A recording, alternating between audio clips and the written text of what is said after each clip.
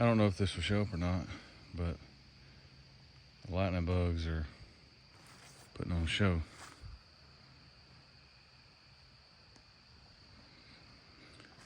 So I came to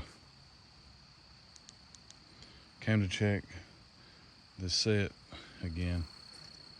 We had a flat set. Again, it was about 15 yards inside the field. I ended up pulling it because I believe some hogs stepped on it and tripped it. So I ended up just pulling that set because I didn't have time right then to remake it and reset the trap.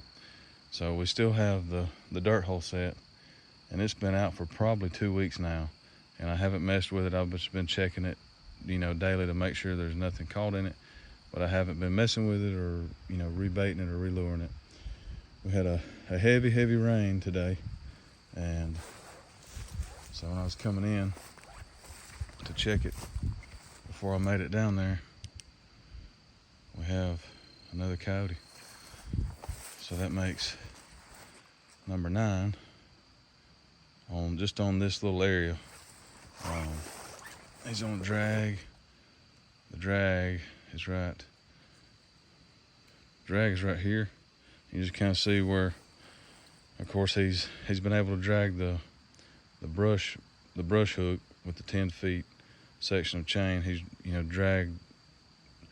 drug it in the woods from the trap, so he hadn't tore up our set, but he's tore up all this vegetation here and cleaned all this out, and he's right there.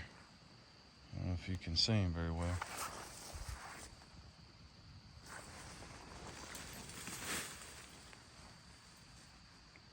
So I believe this is number 9 from this set. I think we've had 2 or 3 bobcats. First coyote we've had in a long time. Over here, we hadn't had anything on camera or anything. It's hard to get a good look at him. It's right there. So we'll get him taken care of.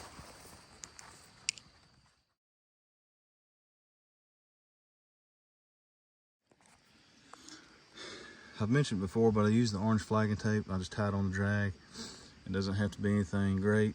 Just tie it on there. It helps you locate it.